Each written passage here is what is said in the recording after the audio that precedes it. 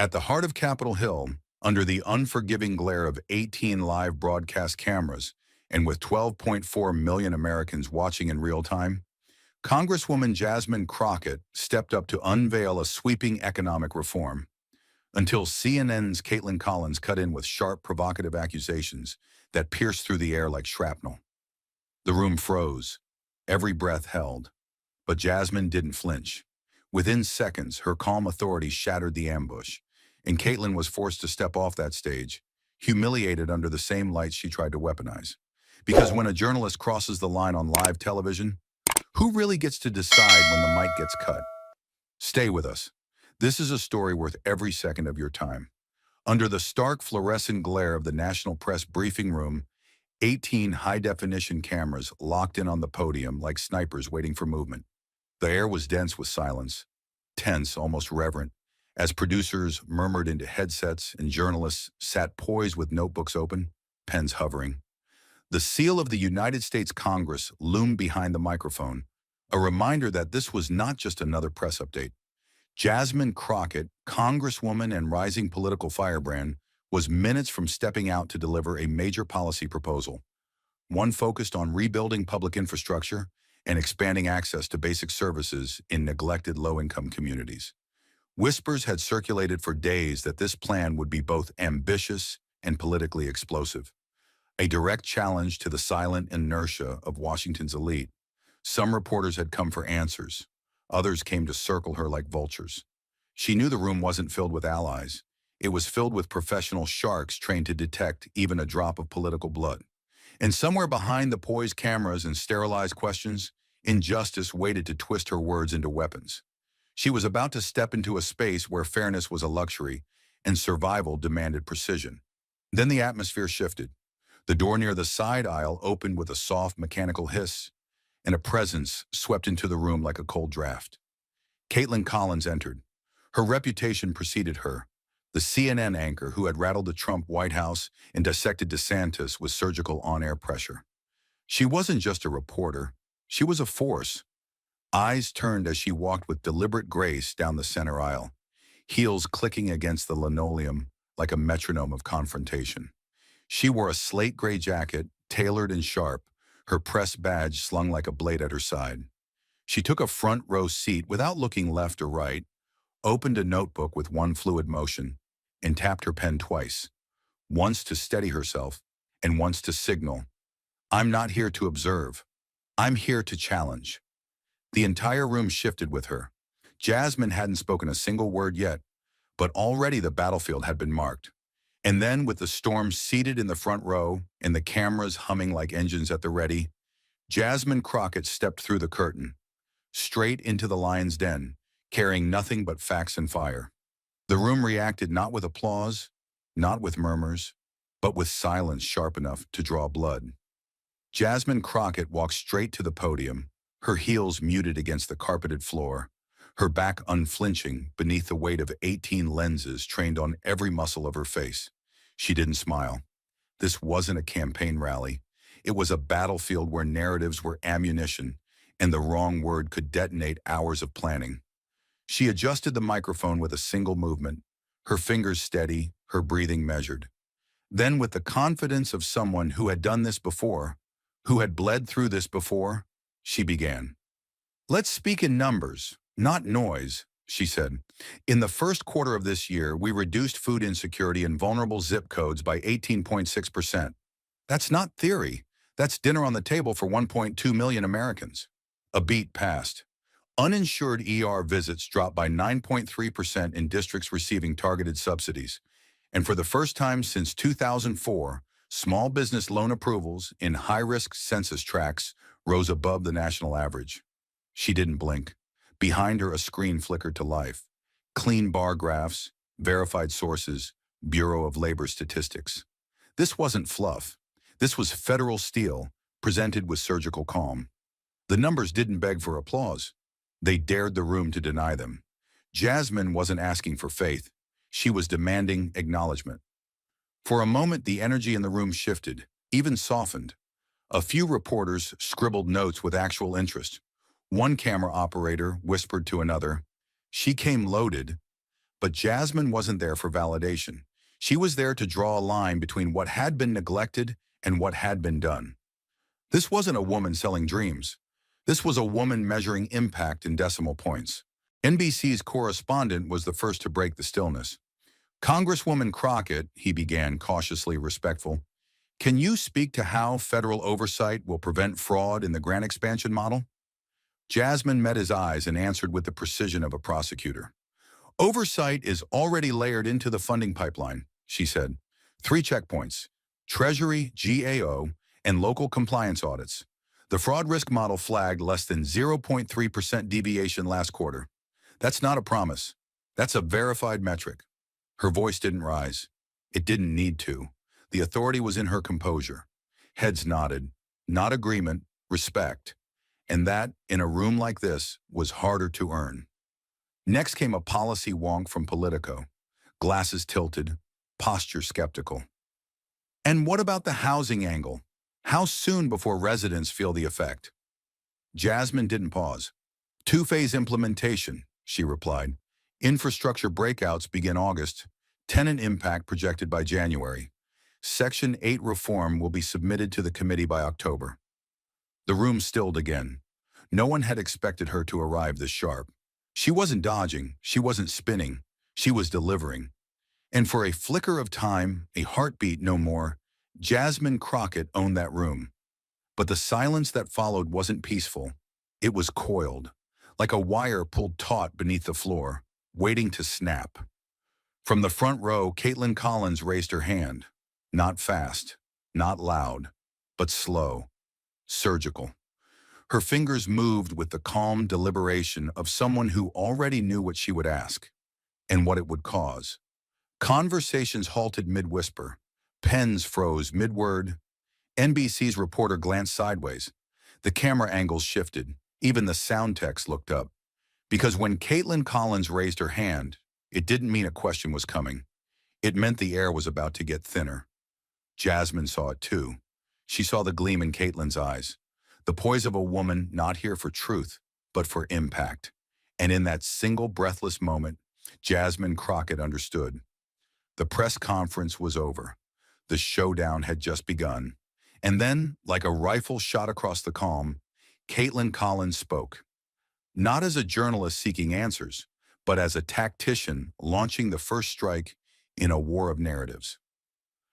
"Congresswoman Crockett," Caitlin said, her voice slicing cleanly through the thick air like the edge of a prosecutor's brief.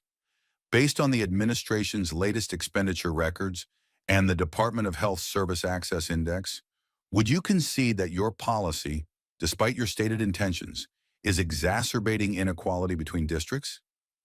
Her words weren't fast, but they were loaded. Delivered with surgical control, each syllable designed to undermine, not inquire. She didn't blink. Her pen tapped once against her pad, not taking notes, only marking her territory. The room tensed. Even veteran reporters from the Washington Post straightened in their seats. It wasn't the content of the question that hit, it was the trap buried beneath it. Agree, and Jasmine would be admitting policy failure. Disagree, and she'd be painted as blind to the suffering of the very people she claimed to protect. The air was no longer just thick, it was suffocating, pressed in by invisible expectations and silent verdicts.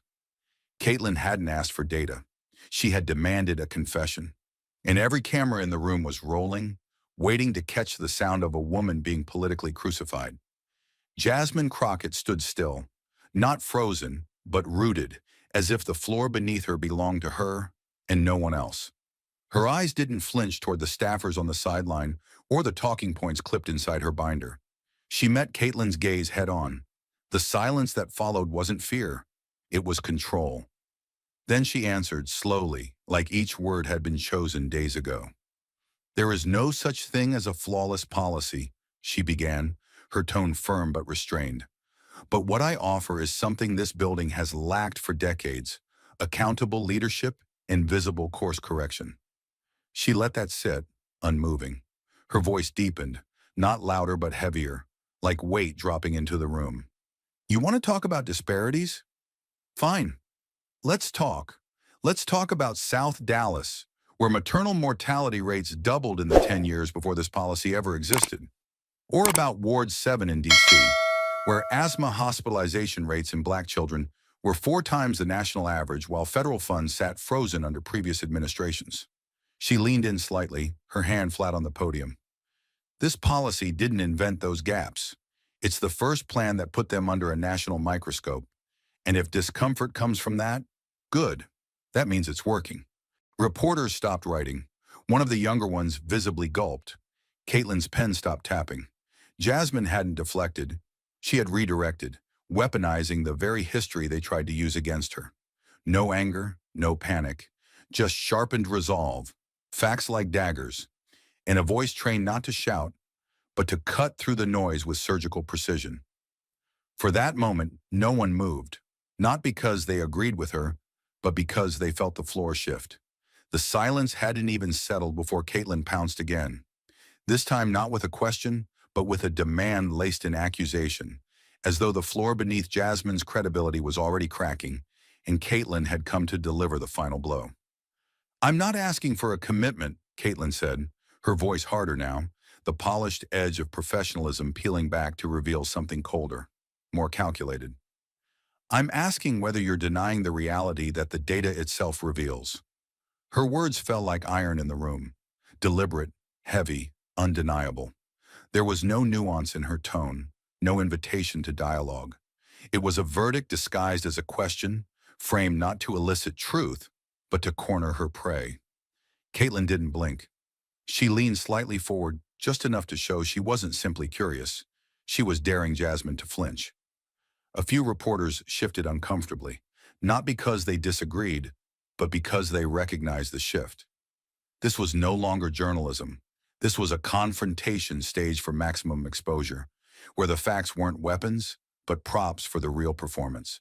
And Jasmine Crockett was the target, trapped between optics and obligation, asked to defend not just a policy, but her integrity, her intellect, her presence in that room. But she didn't move. She didn't look away.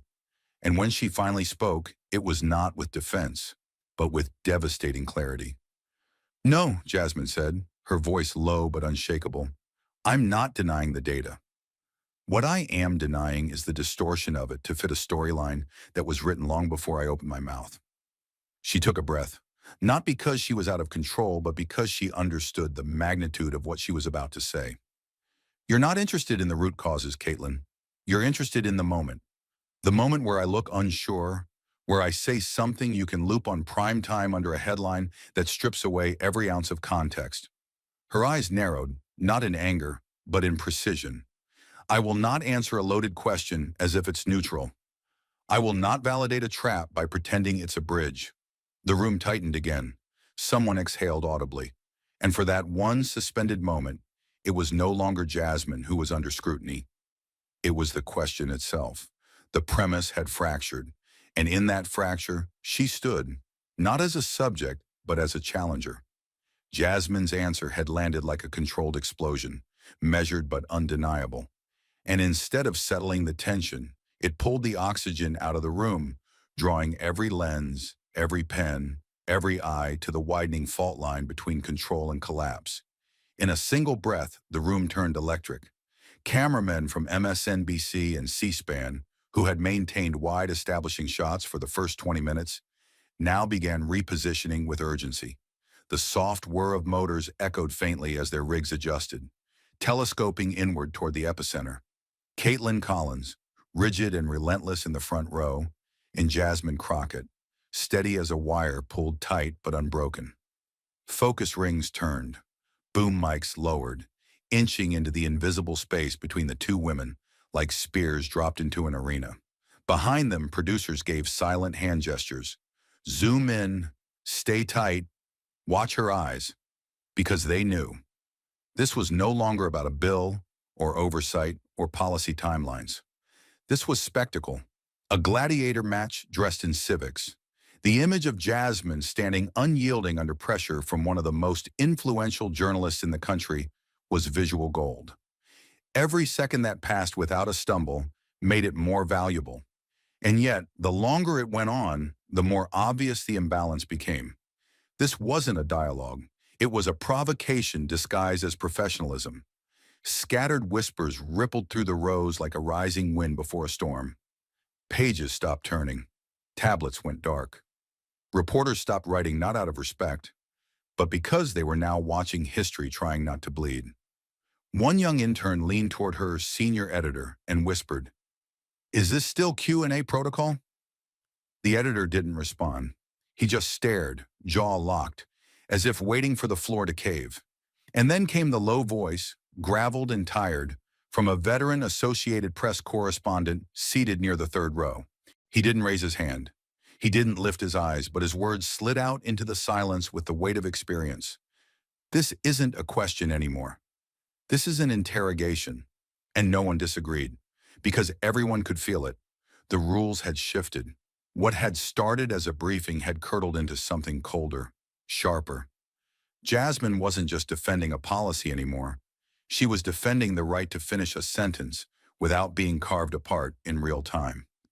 As the AP reporter's words lingered in the stale air, "This is an interrogation," Jasmine made a subtle shift, not in posture, but in presence. She wasn't backing down. She was about to reassert what the room had forgotten. This wasn't her trial. It was her platform. "If there are any questions regarding the policy at hand," Jasmine began, voice measured, syllables controlled, the very embodiment of disciplined grace under fire. She didn't raise her voice. She didn't rush. Her tone was like glass, clear, hard, and razor thin. But the moment the words left her lips, Caitlin Collins pounced, cutting in like a serrated edge. "So you're refusing to answer the question? You're dodging it?" Caitlin's voice had shifted. Gone was the veneer of neutral inquiry, replaced now with something more aggressive, performative. The line wasn't a follow-up. It was an indictment disguised as indignation. Several reporters audibly inhaled, pens poised midair. Even the camera operators adjusted their lenses, zooming closer on Jasmine's face, hoping to catch a twitch, a sigh, anything they could interpret as unraveling. The trap had been laid with surgical timing. Either defend and appear combative, or stay silent and look evasive. And yet Jasmine did neither. She turned her head, not toward Caitlin, but toward the cluster of red recording lights just beyond the podium. She found the lens, and she locked in. Her expression didn't harden, it clarified, like a signal sharpening in static. "I'm not here to perform submission," she said calmly, her voice deepening by a fraction. "And I'm not here to dance for viral clips." Then after a perfectly weighted pause, she added, "I came here to engage in a democratic conversation. If that isn't the goal, then this isn't journalism. It's stagecraft." The final word hung in the air like a blade suspended above a wire. Caitlin didn't respond. Not because she couldn't, but because Jasmine had redirected the entire battlefield. She hadn't dodged. She had exposed the game itself. And in that instant, the room felt different. Not because power had changed hands, but because Jasmine Crockett had reminded everyone watching that power wasn't always loud. Sometimes it was surgical. Sometimes it was quiet. And sometimes it stared directly into the camera and rewrote the rules in real time. But just when Jasmine's command of the room seemed unshakable, when the rhythm of her voice had pierced through hostility and reframed the moment, Caitlin Collins made her move, not with words alone, but with something far more dangerous. Premeditated weaponry disguised as journalism. Caitlin didn't raise her voice. She didn't need to. Her confidence had calcified into something cold and sharp, and now she unsheathed it like a dagger polished behind closed doors. With a single motion, she lifted a folded document from her lap, meticulously prepared, its creases still crisp, its timing painfully perfect. The movement was theatrical without seeming dramatic, designed for the cameras, calculated to detonate. "Congresswoman," she said, voice controlled, eyes gleaming like the hunter who finally saw her opening. "This is an internal memorandum from the Office of Grant Equity, dated just 22 days ago." She turned the paper slightly so the cameras behind her could catch the header. "It outlines a 42% shortfall in targeted funding for 3 majority black districts: South Memphis, East Cleveland, and Ward 8 in D.C., under your signature policy initiative. She let the words linger like the final lines of a closing argument, then added with a precision that only experience and intent could engineer. You've said this policy is inclusive, restorative, and data-driven, but this document, this evidence, says the opposite. So how do you reconcile that? How do you explain a funding structure that appears to reinforce the very disparities it claims to fix? The air in the room didn't just thicken, it warped. The cameras leaned in, the reporters stilled, and even the fluorescent lights seemed colder. This wasn't a follow-up. This wasn't organic. This was a trap engineered in a newsroom days ago, timed to the moment Jasmine appeared at her most confident. The numbers were real, the memo was real, but Jasmine could see it in Caitlin's eyes. This wasn't about fixing injustice, it was about framing it. And not for the record, but for the replay. For the briefest moment, barely a breath, Jasmine didn't respond. She stood at the podium, hands still, gaze locked on the paper now held up like a courtroom exhibit.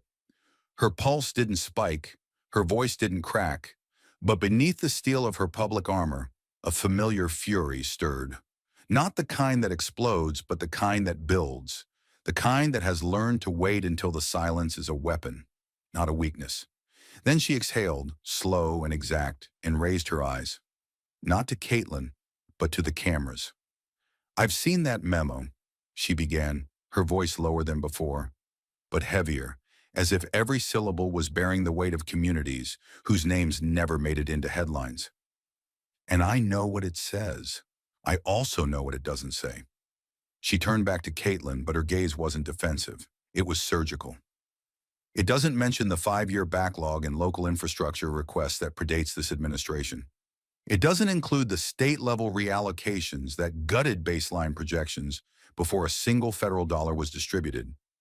And it certainly doesn't mention the 19 override requests from Republican-led state boards that stripped implementation authority from Black-led municipalities before the ink on this policy was even dry." Her voice sharpened, not in volume, but in clarity.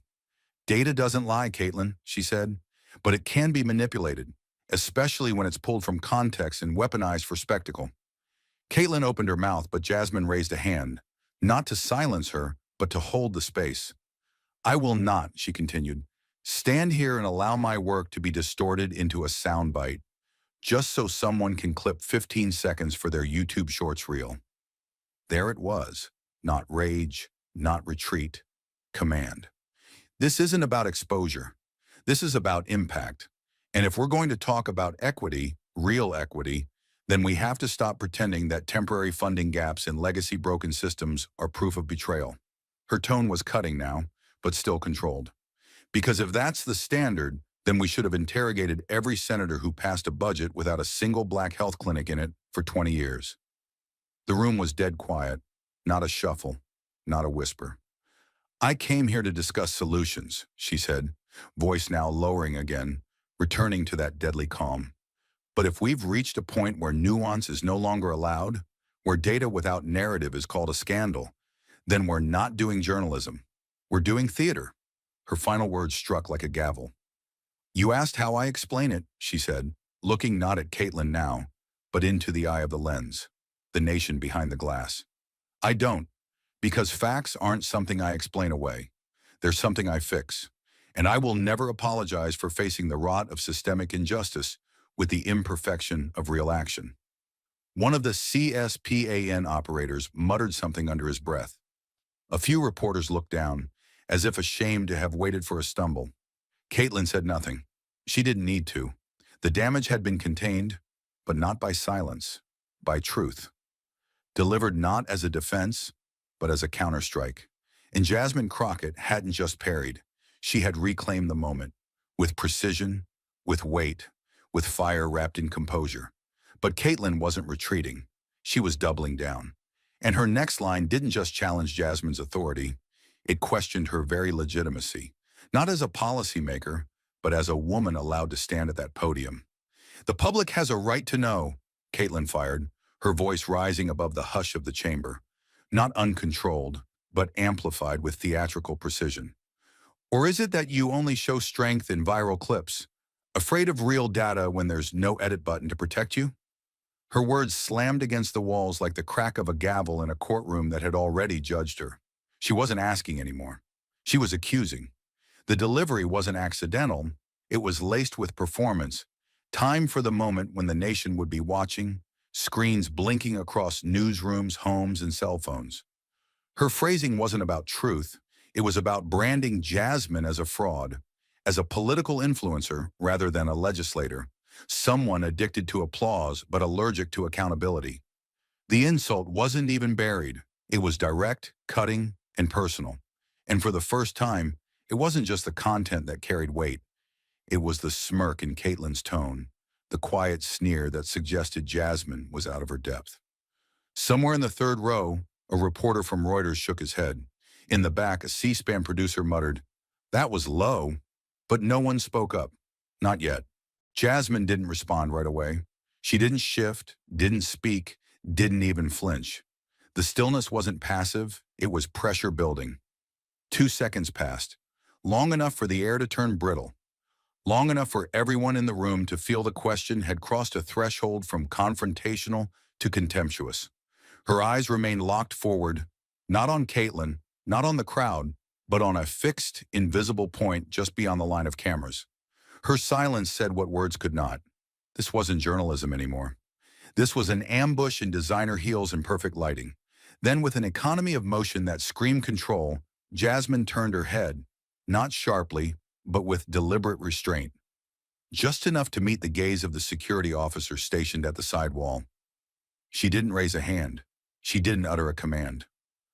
All it took was that single glance. It was measured, calm, deadly, but its meaning was unmistakable. The spell had broken.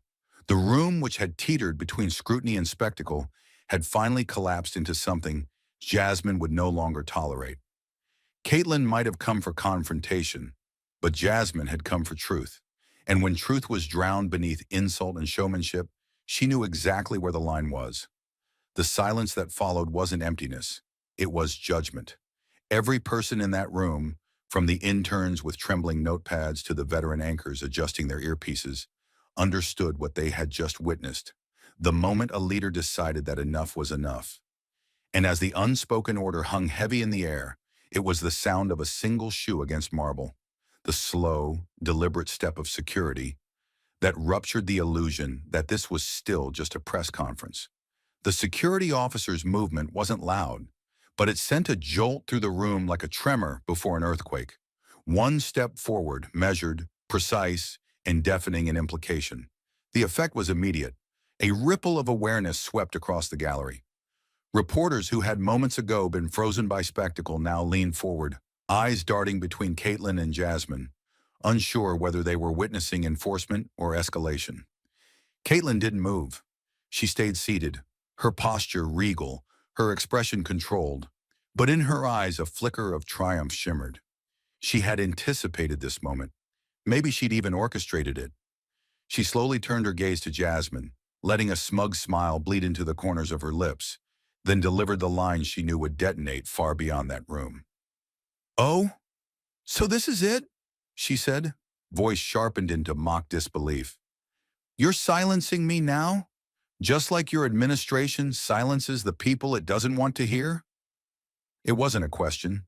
It was bait, carefully laced with self-righteous venom and aimed straight at the camera feed streaming live into millions of homes.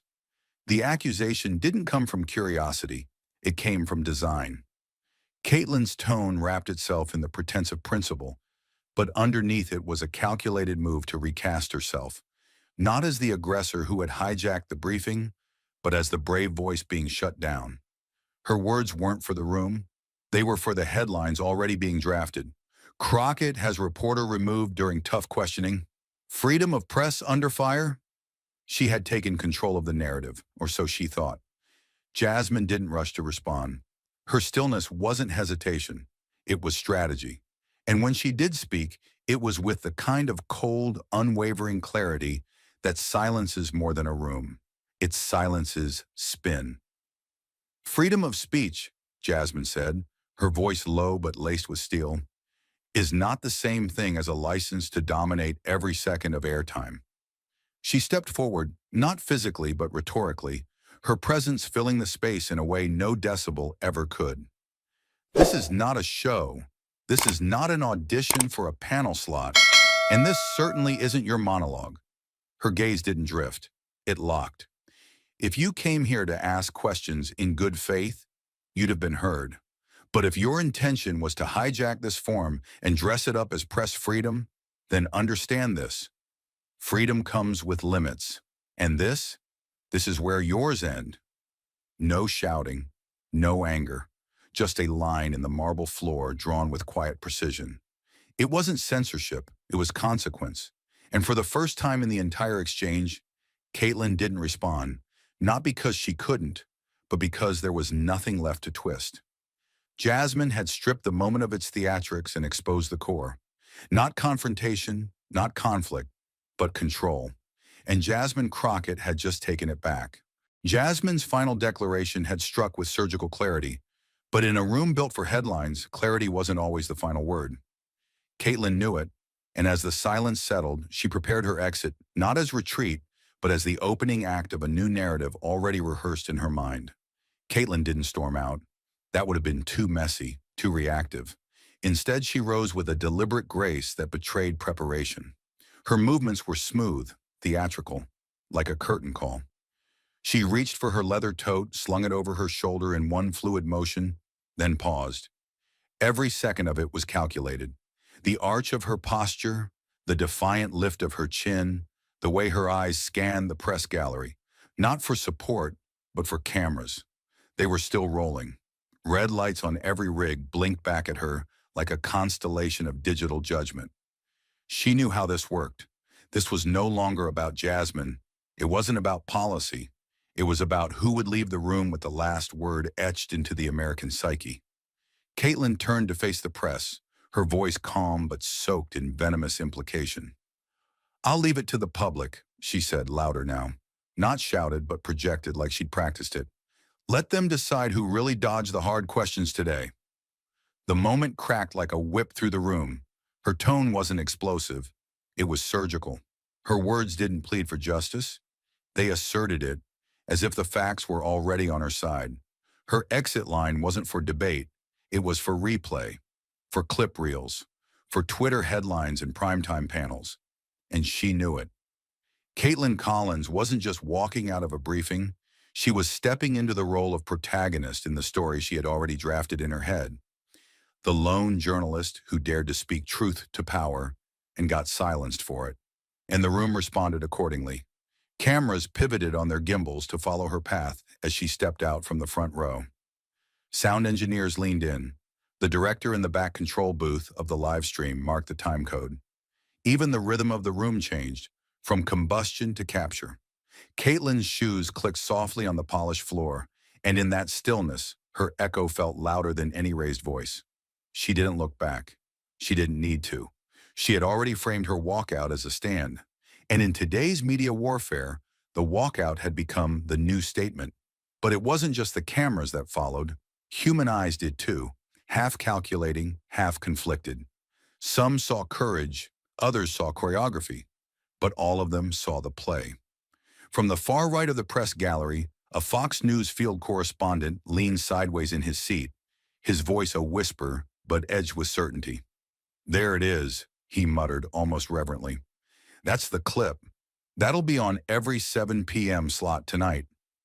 His producer beside him nodded, already reaching for her phone, likely to alert the digital team. No one laughed. No one corrected him, because he was right. It wasn't the confrontation that would define the day. It was the image of the exit, of Caitlin walking out with her shoulders squared, her face set, and her voice still echoing. Let the public decide. Never mind the hours of policy discussion that came before. Never mind the data, the tension, the control Jasmine had exercised in the face of relentless provocation. What the world would remember was the exit. And in that exit, Caitlin had successfully reframed herself, from instigator to casualty, from media aggressor to silenced truth-teller. And Jasmine? She didn't speak. She didn't interrupt. She watched. Not with rage, not with resignation, but with the piercing stillness of someone who understood the deeper injustice playing out in real time. Because this wasn't just about one woman standing up and walking out. It was about what that walkout would be turned into.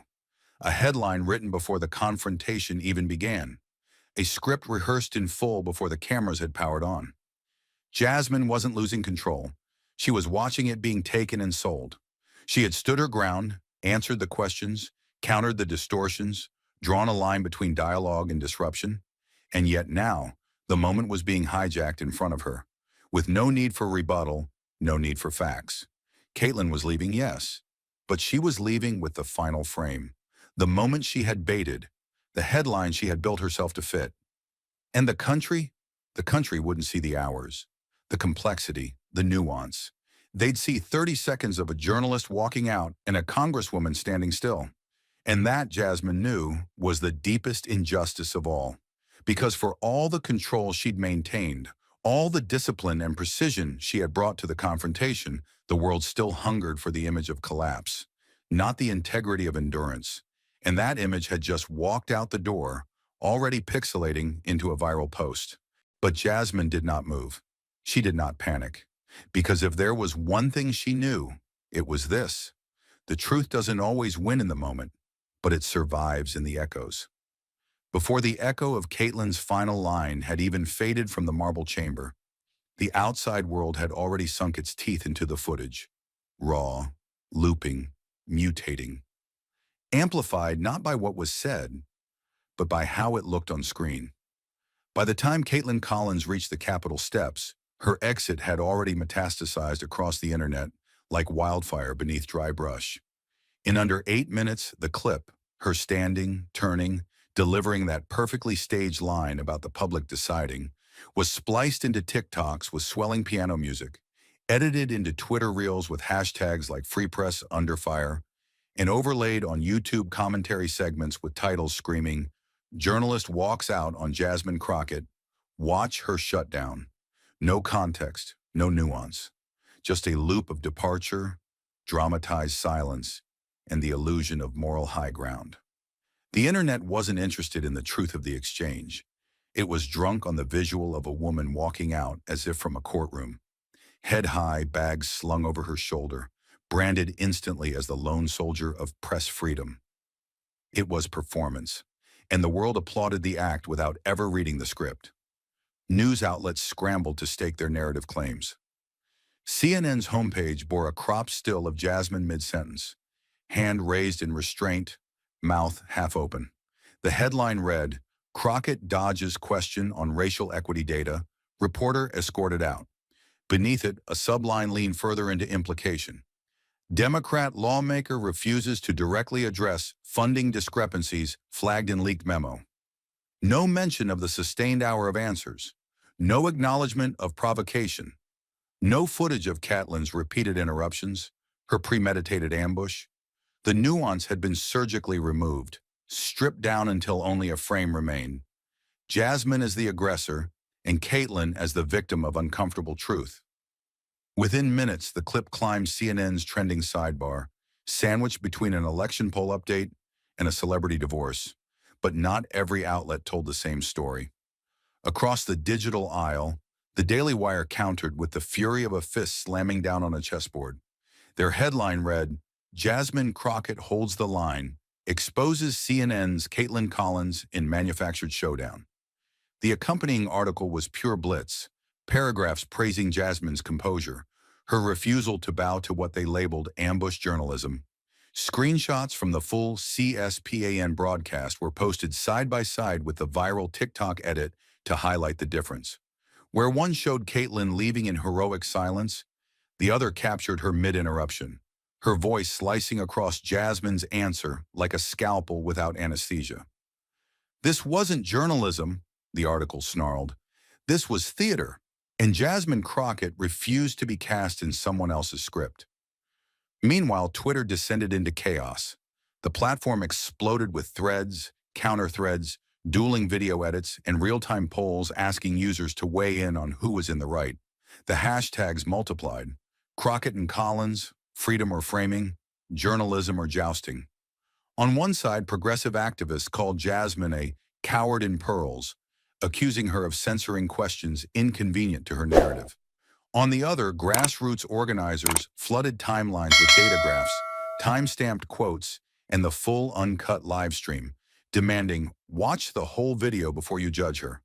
But most people didn't. They didn't want 42 minutes of policy.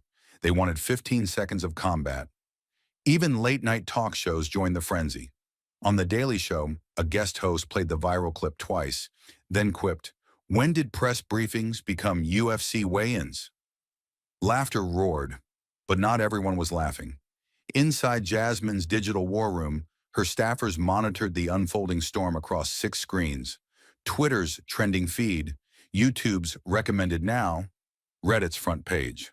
One aide scrolled through a stream of insults so vile they had to mute the browser audio. Another checked an internal report. Engagement on her press clip had tripled, but over 70% of the reposts were out of context slices. Jasmine stood behind them in silence, arms folded, watching herself replayed as both villain and hero on 2 different networks. Her jaw was set. She wasn't angry. She was infinitely tired of a system where control wasn't won by clarity, but by cutting. She took a step closer to the largest monitor, the one split between live news feeds, and paused on MSNBC's coverage. Their segment was running a panel titled, "When Elected Officials Shut Down Tough Questions." A legal analyst was already halfway through condemning her actions. Even if the reporter was aggressive, Crockett's decision to involve security sends a chilling signal to journalists everywhere. It suggests boundaries where there should be accountability. Another panelist interjected, "But we can't ignore that the reporter was disrupting the flow." "Disruption is part of the job," the host snapped. "If politicians can't handle pressure, they shouldn't be at the podium." Jasmine turned away. The room stayed silent, save for the muted flicker of talking heads and the blinking of a dozen notification alerts piling up on the campaign phone.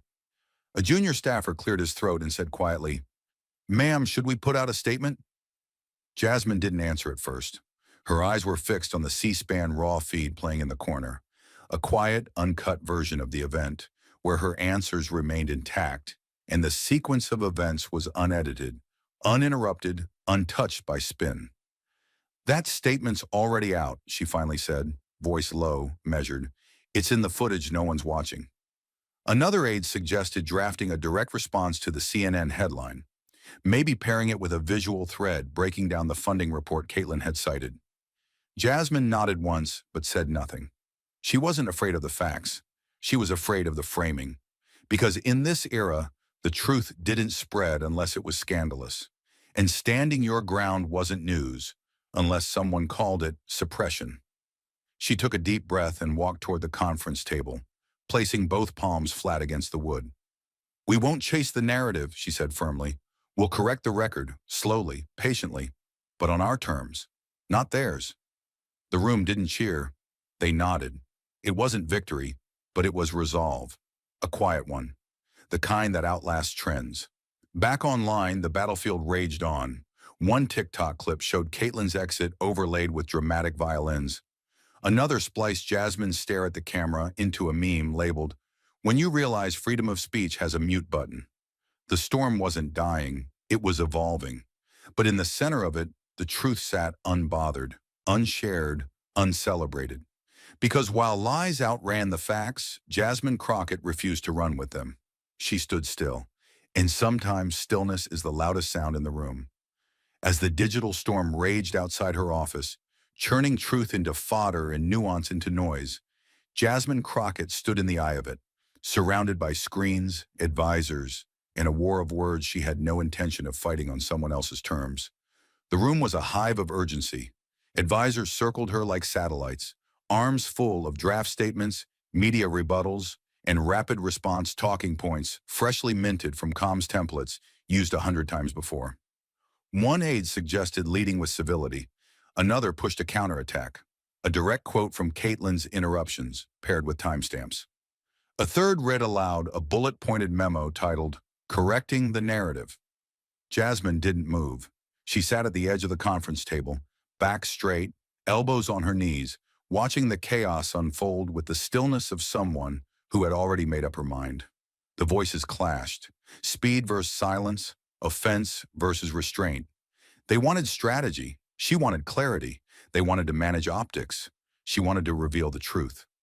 Her eyes drifted to the screen showing the raw CSPAN feed. Uncut, uninterrupted, honest. And then she spoke. "No statements," she said, slicing through the noise like a clean blade. Heads turned. One aide froze mid-sentence. Jasmine stood, walked to the main monitor, and pointed to the unedited stream playing in the corner. "That," she said, "is our response." The room paused, confused. She turned. "No threads, no apologies, no sound bites. Just post the full footage, start to finish, and put one line above it. Watch it all. No edits." Her voice didn't rise, but it carried the weight of finality. She wasn't asking. She was declaring. Not to spin the story, to end it. The team exchanged glances. Some were hesitant, others relieved. One tech-savvy intern nodded and darted to their laptop, uploading the full, unbroken 47-minute feed with a stark, single-line caption. No emojis, no branding, no filters. Just the raw cut in a dare to anyone watching. See what really happened. And then, silence. For the first 10 minutes, engagement trickled in. A few retweets, a couple of likes. A single journalist commented, "Full context, about time." But then something changed. An education reporter with a large following reposted the video, writing, "You won't see this part on the 9 o'clock news." Then a media watchdog account pushed it out, comparing timestamps from the viral edit to the real exchange. Then came the flood. In under an hour, the raw clip crossed 8 million views. The number didn't climb. It detonated. TikTokers began stitching themselves, reacting to the entire exchange. Political podcasters dropped their scheduled segments to do breakdowns. Journalists, actual journalists, who had stayed silent during the frenzy, now cautiously tweeted, "In fairness, watch the full interaction before forming conclusions." It wasn't a tidal wave of support. It wasn't redemption. It was something rarer. Correction. And for Jasmine, it wasn't vindication. It was validation. Not of herself, but of her refusal to play the game. She had watched dozens of public figures fall trying to fight spin with more spin, distortion with rage, panic with posts. And she had said no. She had chosen transparency. No edits, no flash. Just the hard, uncomfortable, full truth. Back in the room, the team was speechless. Phones buzzed with alerts. News anchors now quoted her line, not Caitlin's. "Watch it all. No edits." It was turning into a phrase, a standard, a quiet war cry for those tired of truth being chopped into rating segments. And Jasmine? She didn't smile. She didn't celebrate. She just leaned forward and whispered what none of them had yet dared to believe. "They expected me to react, but I just revealed." And in a world built on cuts, filters, and spin, she had weaponized the one thing no one could manipulate: the uncut, unvarnished, undeniable truth. As the digital echo of Caitlin Collins' dramatic exit surged through social media feeds, a different kind of clarity was forming. Not from influencers or commentators, but from a voice that had outlasted decades of media spin, a veteran journalist on a national broadcast whose restraint would cut deeper than any viral clip. On a quiet Sunday evening, just past 7 p.m. Eastern, millions of Americans tuned into 60 Minutes, not expecting fireworks, but perhaps answers. What they got was something rarer, a scalpel. The studio was subdued, lit in a soft gray-blue wash that gave everything a sense of solemnity, even gravity. There were no ticker tapes flashing across the screen, no graphics exploding into view. Just a single camera, and at its center, Thomas Whitaker. Whitaker wasn't new to controversy. Over 4 decades, his voice had narrated civil wars in foreign lands, unspooled Watergate timelines in calm monotone, and held presidents accountable without ever once raising his own voice. But tonight, he leaned into the lens with a quiet intensity that hinted this would not be just another segment. He adjusted his glasses, lifted a sheet of paper, the transcript of the now viral press conference, and began. "Let's be very clear," he said, each word delivered with surgical weight. No one silenced Caitlin Collins. She asked her questions. She pushed boundaries. She received a response. What she didn't get was control of the room, because today, she simply wasn't the main character. The air seemed to freeze. No music played. The camera didn't cut away. It lingered on Whitaker, allowing his words to settle like dust in a battlefield that had just gone silent. Across the country, heads turned. In newsrooms, earbuds were pushed in tighter. In political war rooms, interns stopped typing. And in the offices of Jasmine Crockett's staff, a stunned kind of stillness took over. Because in less than 10 seconds, Thomas Whitaker had done what hours of punditry, thousands of tweets, and entire reels of media spin had failed to do. He told the truth without bias, without venom, without spectacle. The panel seated beside him, three former White House correspondents and a constitutional law expert, said nothing for a full 5 seconds. And in broadcast time, that's an eternity. When they finally did respond, it was with measured breath. Whitaker continued, "We are so conditioned to confuse confrontation with courage. But courage today came in the form of something far less cinematic. A refusal to turn a press briefing into performance art. A refusal to take the bait." Those words, "take the bait," would end up headlining dozens of think pieces within hours. Twitter's algorithm lit up. Hashtags like #main character syndrome and #not silenced shot to the top. But it was one phrase in particular. She simply wasn't the main character, that detonated across every digital platform. People weren't arguing. They were nodding. Inside the CNN newsroom, the moment wasn't ignored. It was dissected. In private Slack channels, producers exchanged frantic messages. Did we lose the thread on this? Should we reframe Caitlin's coverage? Thomas Whitaker just ended this narrative in 15 seconds flat. On the other side of the aisle at Fox News, the tone also shifted. Previously leaning into the story as one of Jasmine dodging tough questions, their editorial team now faced an awkward recalibration. A midday host noted on air, "Whether you agree with Representative Crockett or not, you can't deny she owned the room by not feeding into the drama." In the Crockett war room, Jasmine didn't speak. Her staff watched Whitaker's clip on repeat. One aide whispered, "He did more for us in 1 minute than any press release we could have written." But Jasmine merely leaned back in her chair, eyes locked on the screen, stone still. She wasn't smiling. She wasn't gloating. She was absorbing. Because in her silence, something louder had happened. Elsewhere, students in journalism schools rewound the clip and transcribed Whitaker's phrasing as an example of editorial integrity. Political science professors used the moment in real-time lectures about media framing and manufactured outrage. Even cable producers across networks quietly began discussing how they'd allowed confrontation to replace curiosity, how personality had overtaken policy. The next morning, the ripple became a wave. The New York Times ran a headline, "When Silence Wins the Press Room and the Power of Restraint." The Wall Street Journal wrote, "The story that refused to be hijacked." The Atlantic published an essay titled simply, "Not the Main Character." Meanwhile, digital engagement soared. On YouTube, Jasmine Crockett's unedited press conference, titled exactly as she had ordered, "Watch it all, no edits," crossed 11 million views by noon. The top comment read, "This woman kept her composure while the room tried to write her downfall. That's leadership." Another read, "No viral spin, no soundbite manipulation, just calm, collected, brutal facts." She didn't silence anyone. She simply refused to surrender the floor. But perhaps the most viral comment was the shortest. She didn't shout. She outlasted. And that phrase, "she outlasted," became its own anthem.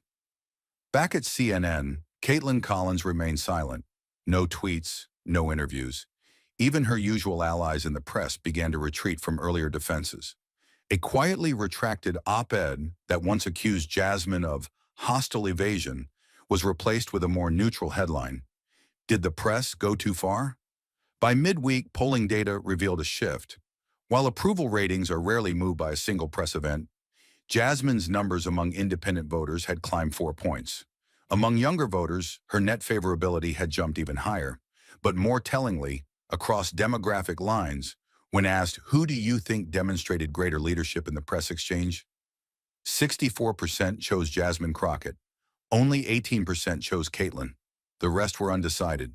What Jasmine had done, or more precisely, what she had not done, was force the country to reevaluate how it defines strength. She hadn't lashed out. She hadn't stormed off. She hadn't even spiked the ball in victory. She had remained. She stood in the storm and let it pass. Not because she couldn't fight, but because she knew when not to. And that judgment, that discipline, that sense of timing was what elevated her from a politician to a public force. Thomas Whitaker, for his part, gave no follow-up comment. He didn't tweet. He didn't write an op-ed. He returned to his regular programming the following week as if nothing had happened. But he had dropped a truth bomb so elegant and surgical that even his competitors struggled to dismiss it. And Jasmine, she went back to work. No victory lap, no press junket, no morning show glow-up. Because she understood something the media was just beginning to remember. The goal of public service isn't to win moments, it's to win trust. And sometimes, the most powerful thing a leader can do is refuse to let the moment become about them. The press cycle moved on, as it always does. But what lingered wasn't Caitlin's voice, or even Whitaker's measured verdict. It was a silence, deliberate, strategic, almost haunting, from the one person everyone still wanted to hear. Jasmine Crockett. Despite mounting pressure from media networks scrambling for an exclusive, Jasmine Crockett turned each offer away. NBC sent a formal request the morning after the viral clip. CNN followed 3 hours later, this time with a personal message from their primetime anchor. By day's end, ABC, MSNBC, and even FOXNEWS extended interview invitations, framing their outreach in polite urgency. "Clarify your position," they pleaded. "Set the record straight." One producer even promised a full hour of unedited airtime, citing public interest. Jasmine declined them all. There was no press junket, no victory tour, no follow-up panel discussion with sycophantic hosts lining up to praise her. Instead, behind the security-tightened walls of her DC office, she gathered only her senior staff, locked the door, and opened a blank email window. What she typed was not a strategy memo or a talking point outline. It was a warning, a philosophy, and a boundary all in one. Sometimes you don't need to argue. You just let them expose themselves. She sent it without a subject line. The message hit inboxes like a gavel. Firm, final, and unmistakably her. Her media advisor stared at the screen in disbelief. "That's it?" he asked aloud. Jasmine didn't reply. She stood at the window, watching the Potomac glint in the afternoon light like a long, coiled wire. In a world built on constant reaction, her silence was thunderous. It wasn't avoidance. It was calculation. And it rattled the entire ecosystem. Back at CNN, executive producers were baffled. "Why isn't she defending herself?" one asked. "Why won't she counter the spin?" another demanded. The control room stared at a wall of empty graphics. Lower thirds they had designed in advance. Crockett responds to silencing claim. Inside the press room chaos. Is she a hero or a dodger? None of it would air. Jasmine Crockett wasn't giving them anything. Not even a soundbite. Meanwhile, in her campaign headquarters, aides debated whether her silence would be mistaken for guilt. One urged her to release a clarifying statement, a neutral tone, no names, just principles. But Jasmine shook her head and said only, "When the room is still echoing, don't shout into it. Let them hear what they said." Her team didn't argue again. Hours later, a cryptic post appeared on her official X account. Not a statement, not a press release. Just a black background, white font, and a single sentence, centered like a neon blade. "Do you believe in truth or in whoever yells the loudest?" No caption, no hashtags, no call to action. The image alone detonated across platforms. It was retweeted over 200,000 times in 6 hours. On Instagram, influencers across the political spectrum, left, right, independent, reposted it without commentary, as if they all instinctively understood the weight it carried. Political operatives on Capitol Hill scrambled. Staffers from both parties whispered about it in the halls. Did you see her post? Is she aiming at Caitlyn? Or is this bigger than that? Cable news hosts fumbled to fill airtime without her. The narrative they'd prepared, of Crockett being evasive, combative, or performative, collapsed under the precision of her restraint. She wasn't dodging, she was framing. She wasn't hiding, she was highlighting. Late that night, an anonymous editor at the Washington Post leaked a draft headline that had been pulled hours before publication. Crockett refuses to answer tough questions. It had been scrapped after the editorial board watched the full, unedited footage again. This time without commentary, just raw interaction. And what they saw wasn't evasion, it was escalation. Not by Crockett, but by Caitlyn. The leak stirred even more attention. The narrative wasn't just slipping, it was turning. By morning, late-night hosts pivoted.